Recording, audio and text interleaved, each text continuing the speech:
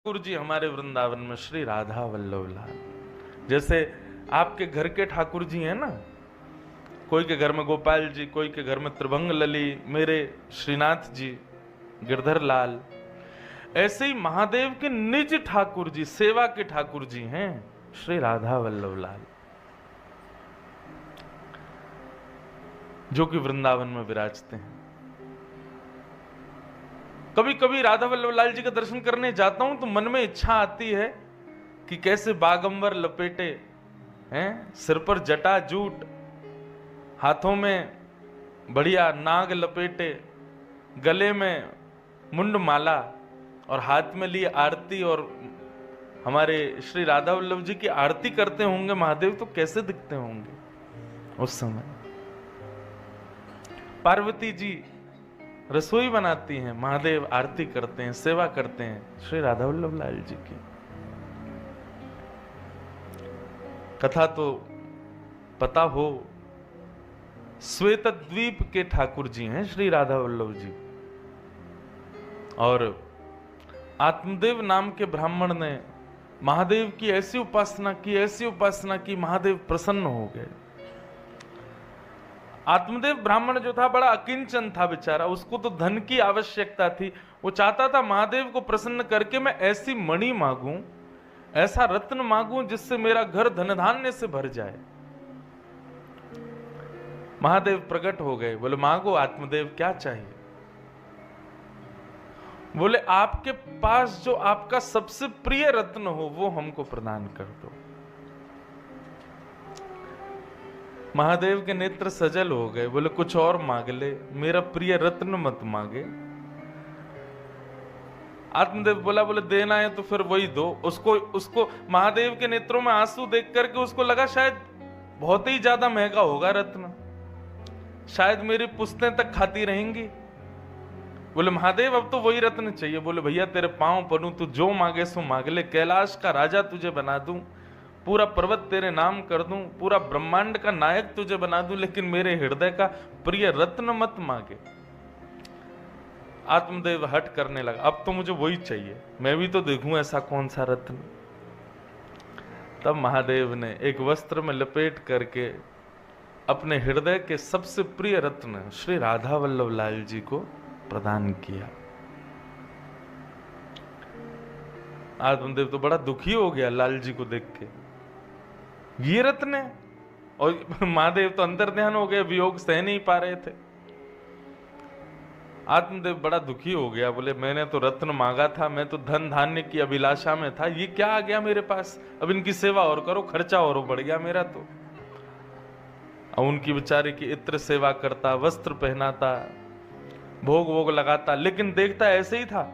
बोले जे और आ गए मेरे घर में, वैसी मेरे यहां कमी इतनी धन की। तब महादेव ने ठाकुर जी की वंशी को भेजा, बोले आप जाओ।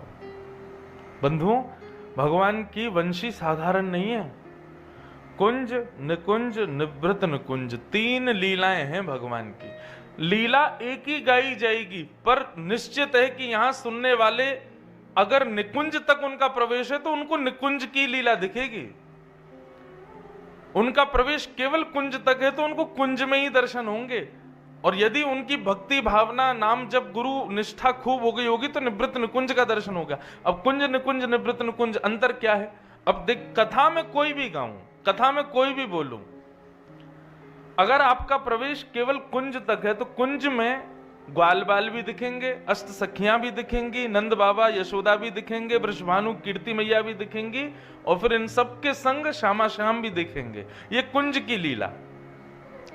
लेकिन यदि भावना थोड़ी और सुदृढ़ होगी तो लीला वही गाई जा रही है, लेकिन किसी किसी को वो निकुंज में दिखेगी। निकुंज में कौन है? केवल अष्ट सखियां और ठाकुर जी और लाडली जी, बस।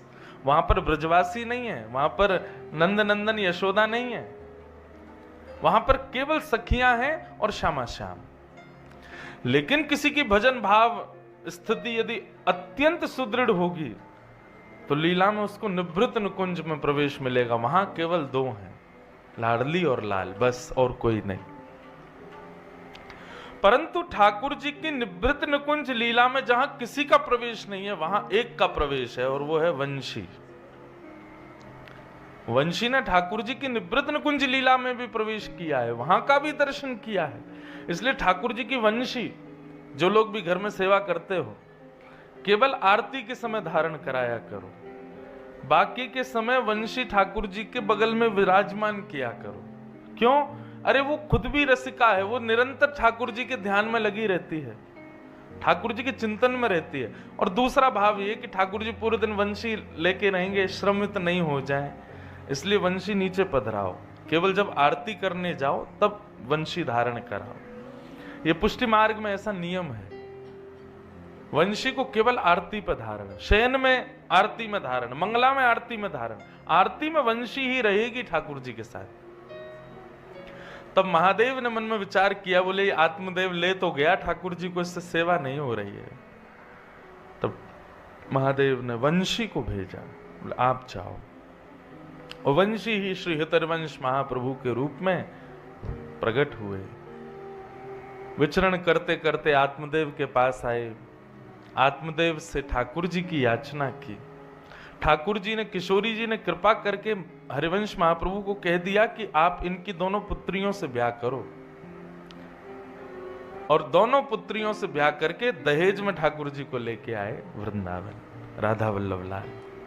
तो हमारे वृंदावन के श्री राधा वल्लभ लाल कौन है?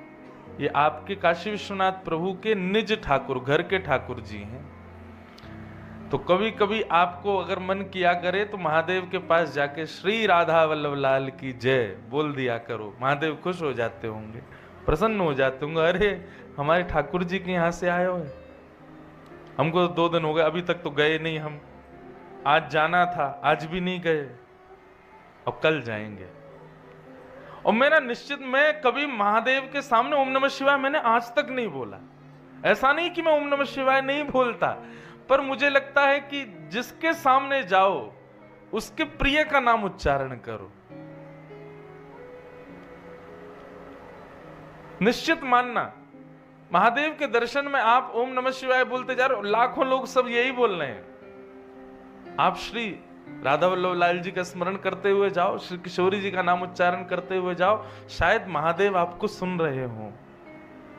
इतनी भीड़ में कोई अलग बोल रहा है, हमारी श्री जी का नाम उच्चारण कर रहा है। बंधुओं, स्तुतियों में सर्वश्रेष्ठ स्तुति महादेव की शिव महिम्न स्तोत्र, उसको स्तुतियों का राजा बताया गया, पर वो महादेव भी राधा कृपा कटाक्ष गाते हैं। सोचो, हमारी श्री जी के, लाल जी के सबसे बड़े उपासी तो आपके पास ही बैठे हैं, आप तो यहीं से वृंदावन से जुड़ जाओ, काशी विश्वनाथ प्रभु को ही नित्य रिझाने जाओ।